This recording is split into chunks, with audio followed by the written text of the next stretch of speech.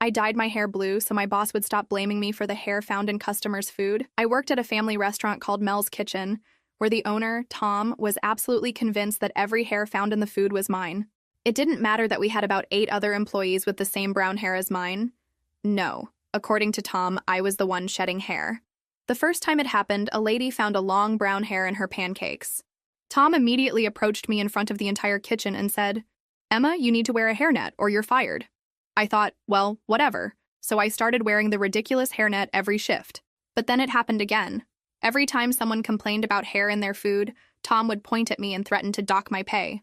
I told him over and over that it wasn't me because, well, I was wearing a hairnet. But he would just shake his head and say I was being careless. The other waiters started looking at me strangely, like I was some kind of health code violator. The breaking point came on a busy Saturday morning. A businessman ordered Eggs Benedict and found not one, but 3 brown hairs tangled in his hollandaise sauce. He was furious and threatened to call the health department. Tom burst into the kitchen, his face red and sweaty, and yelled at me in front of everyone. "Emma, that's it.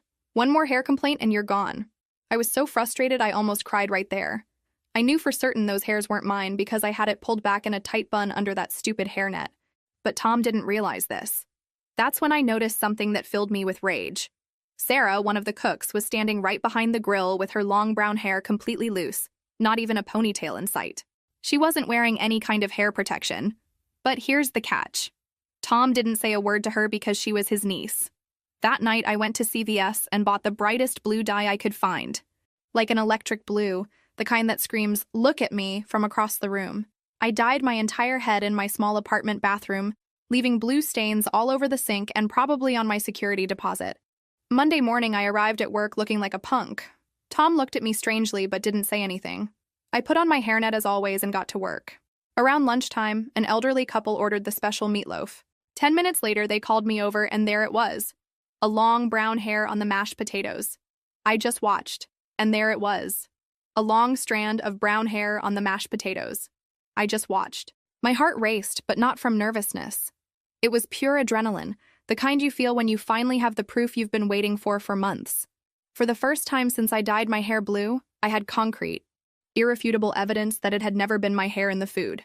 I looked at the elderly couple waiting for a solution. The lady had a disgusted look, pushing the plate aside. The husband shook his head, clearly disappointed. Normally, I would call Tom discreetly.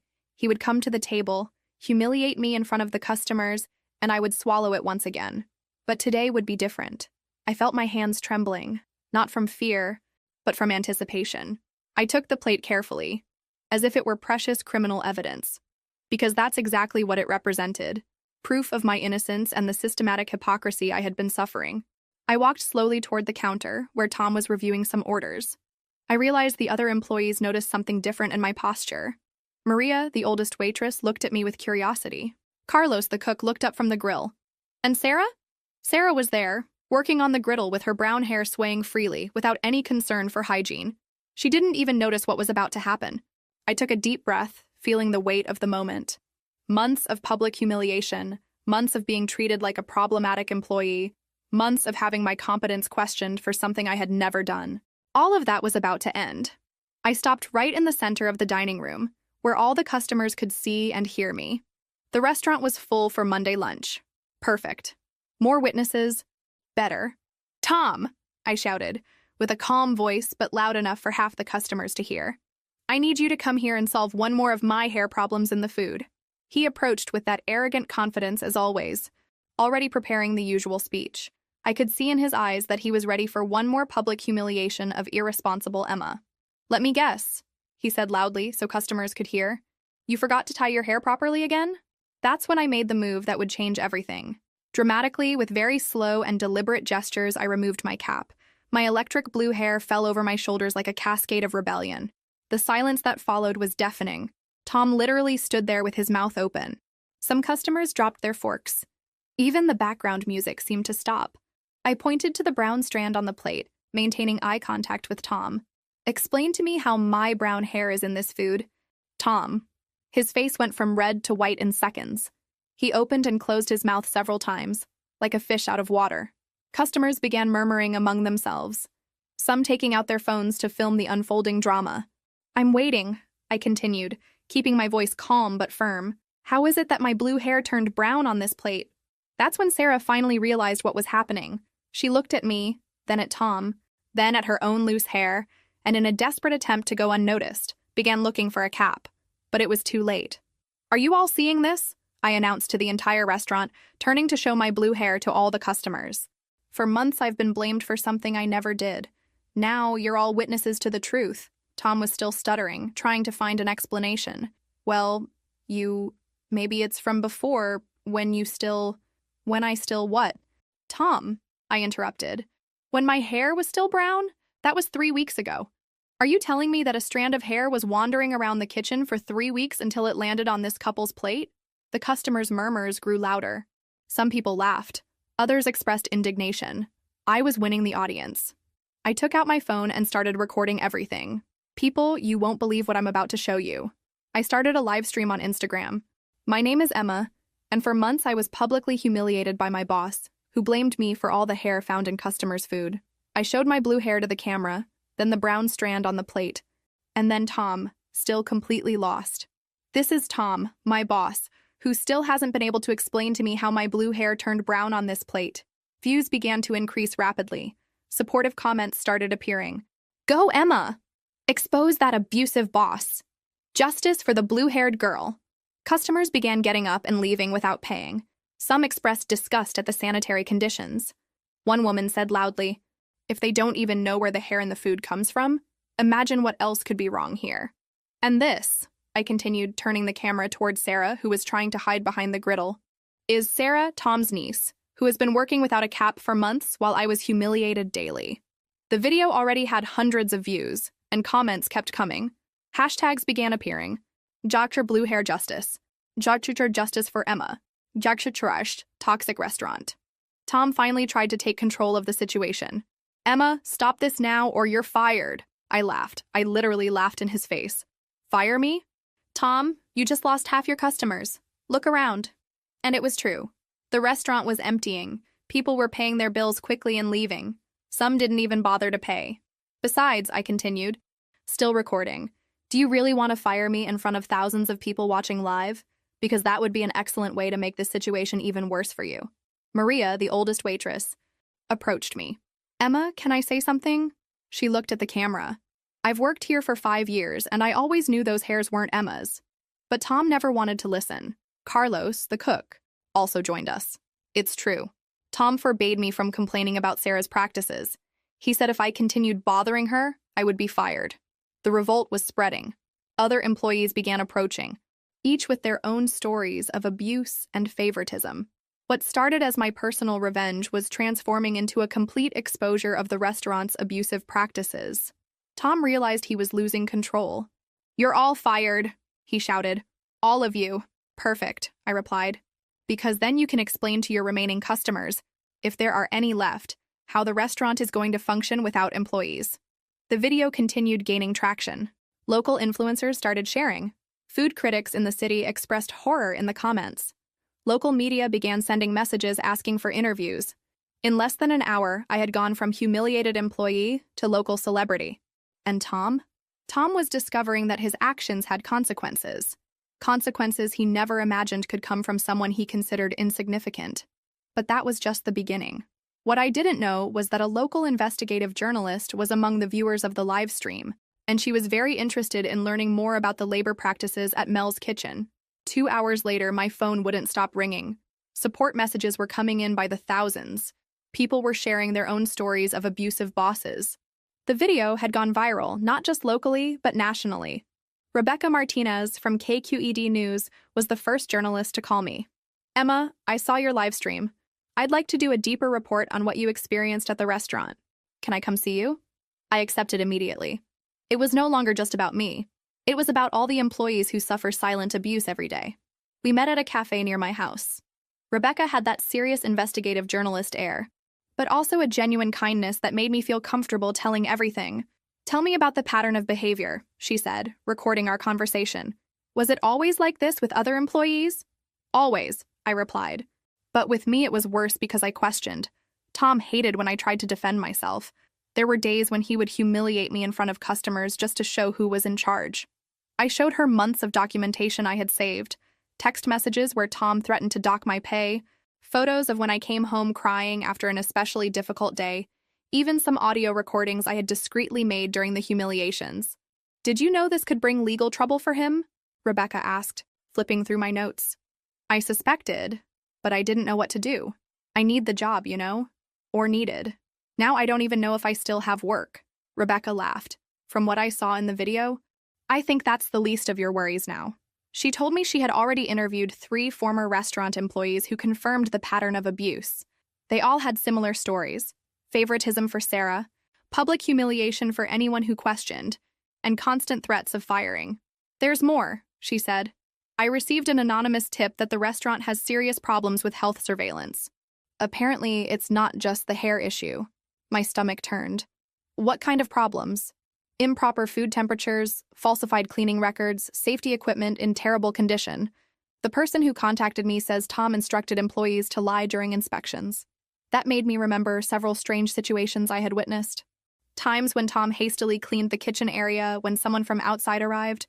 Times when he asked me to store certain things in the freezer, just for today. "I can give you more details about that," I said.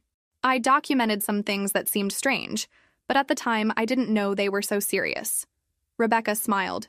"Emma, you may not realize it, but you built a solid case against your former boss. This goes far beyond a viral video." The next day, the report aired. It was a 15-minute investigation into abusive practices in family restaurants, using Mel's Kitchen as a case study. Testimonies from former employees, analysis by labor law specialists, and even an interview with a health surveillance inspector explaining the risks of the practices I had documented. Tom tried to do damage control, giving a disastrous interview where he called everything a misunderstanding and said I was a problematic employee who distorted the situation. But the evidence was overwhelming. The most incredible thing was the public reaction. People began canceling reservations, suppliers canceled contracts, and even the mall where the restaurant was located issued a statement saying they were evaluating the situation. Sarah also tried to defend herself on social media, posting a video where she cried and said she never wanted to harm anyone. But the comments were devastating. People weren't interested in apologies. They wanted accountability. That's when I received the call that would change everything. Dr. Patricia Vance, a lawyer specializing in labor law, had seen the report and wanted to talk to me. "Emma, you have a very strong case for moral harassment, discrimination, and creating a hostile work environment," she said during our consultation. "With the evidence you have, especially the recordings and colleague testimonies, this could be an exemplary case." "Exemplary how?" I asked. "The kind that changes legislation. The kind that makes other employers think twice before treating employees like Tom treated you." That same week, we filed the lawsuit. The repercussion was immediate. Labor rights organizations got in touch offering support. Universities wanted to study the case. Even politicians began using my story in speeches about labor law reform. Tom, desperate, tried to call me several times. He left messages on my phone begging to resolve this without lawyers. But I wasn't interested in negotiations. The pressure on him increased when health surveillance conducted a surprise inspection. They found exactly what Rebecca had reported: multiple violations, falsified records, and Sarah working without protective equipment. The restaurant was temporarily closed and the fines were heavy. Tom couldn't explain to inspectors why only I was required to wear protective equipment while other employees, especially Sarah, had different rules. Mel's Kitchen became synonymous with poor management and labor abuse. Memes were created. Business administration students used the case as an example of what not to do. The restaurant that was once a neighborhood landmark was now a symbol of everything wrong with employee treatment in small businesses. But for me, the greatest satisfaction came when I received a message from a young woman in another city. "Emma, I saw your story and decided to report my boss who does similar things. Thank you for giving me courage." That's what it was all about from the beginning. It wasn't about revenge. It was about dignity. It was about showing that people like Tom can't continue abusing employees just because they think they can. 6 months later, I was in court. The atmosphere was solemn. Different from the chaos of that day at the restaurant, Tom was sitting at the defense table, visibly dejected. He was no longer the arrogant man who publicly humiliated me. Dr. Patricia presented our case meticulously. The viral recordings, colleague testimonies, media coverage, everything formed a clear picture of systematic abuse. "Your Honor," she said, "this is not just a case of workplace conflict. It's about how a toxic work environment can devastate a person's life and how small businesses can abuse vulnerable employees. Tom's defense tried to argue that they were misunderstandings and that my reaction was disproportionate. But when my lawyer presented the evidence, months of documentation, testimonies from multiple employees, and even the health surveillance report, it became clear there was no way to deny the pattern of abuse. The judge was direct. Mr. Tom, your actions constitute systematic moral harassment. The intentional creation of a hostile work environment for a specific employee is unacceptable in any business context. I won the case. The compensation was substantial, enough to compensate not only material damages, but especially moral damages. The judge specifically cited the case as an example of how apparently small behaviors can have devastating impacts on employees' lives. Tom was forced to sell his house to pay the compensation and health surveillance fines. The restaurant never reopened. Sarah got a job elsewhere, but her reputation was also tarnished by association with the case. But the legal victory was only part of the story. What really mattered was what I did with it. I used part of the compensation to realize a dream I didn't even know I had: opening my own business. Blue Hair Snacks started as a simple food truck, but became an instant success. It wasn't just because I had become famous, though that helped. It was because I really cared about every detail. Every employee was treated with respect. Every customer received not just good food, but also an environment where they felt welcome. I hired Maria, Carlos, and other former Mel's Kitchen employees.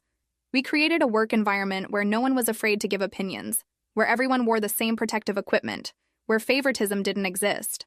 I never thought working could be like this, Maria told me one day, as we cleaned the food truck at the end of the shift. Without fear, without constant tension, the food truck became more than a business. It became a symbol. People came not just for the food, but for what we represented. Employees from other restaurants would stop by to tell their own stories of abuse and ask for advice. I began giving lectures on labor rights at culinary and business schools. I always started by telling my story, showing how an apparently simple situation, hair and food, can hide years of systematic abuse. Dignity at work is not a luxury, I would tell audiences. It's a basic right. And when that right is violated, we have to have the courage to defend ourselves. Universities began using my case as a study, not just about labor rights, but about how social media can be used to expose injustices and create real change. 1 year after the legal victory, I received an email that made me cry. It was from a young woman named Lisa, who worked at a restaurant in another state. Emma, my boss, did similar things to me. He blamed me for problems that weren't mine, humiliated me in front of customers. After seeing your story, I recorded some situations and also sued him. I won. I wanted to thank you for giving me courage not to accept that treatment. Attached to the email was a photo. Lisa was smiling in front of her own food truck, with a large sticker on the side that said, "Inspired by Blue Hair Emma." That was the real victory. It wasn't the compensation money or momentary fame. It was knowing that my story had inspired other people not to accept abusive treatment. I went back to where Mel's Kitchen used to be a few times.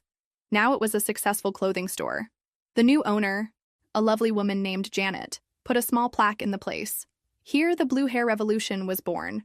Emma, thank you for teaching us about dignity at work. Tom, I heard by chance that he was working as a waiter in a neighboring city. Someone said he had changed, that he treated colleagues with respect. Part of me was happy about that. I never wanted to destroy his life. I just wanted him to understand that his actions had consequences. Sarah also learned some lessons. She looked for me one day, almost 2 years after everything had happened. She came to the food truck and asked to talk. "Emma, I know I have no right to ask for forgiveness after so long," she said, with tears in her eyes. "But I needed to tell you that it was all my fault. I knew those hairs were mine, but I let them blame you because it was easier. I could have been cruel. I could have said things that would hurt her. But I realized that holding on to anger wouldn't get me anywhere. Sarah, what matters is that you learned, and that this never happens to anyone again." She nodded and walked away. I never saw her again, but I learned she became an advocate for workers' rights at the company where she worked. 5 years later, Blue Hair Snacks had become a small chain of food trucks. I still dyed my hair blue. It had become my trademark. But it had also become a symbol of resistance and dignity. I received an award from the local Chamber of Commerce for social entrepreneurship. In the speech, I talked about how a situation of abuse had transformed into an opportunity for growth. Sometimes the worst experiences prepare us for the best opportunities, I told the audience. Don't let anyone diminish you. Don't accept abusive treatment. And remember, sometimes all we need is courage to show who we really are. I ended the speech by removing a hair tie and letting my blue strands fall over my shoulders. The audience exploded in applause. After the ceremony, a young woman approached. She had pink hair and determined eyes. "Emma, my name is Ashley. I work at a company where my boss treats me badly.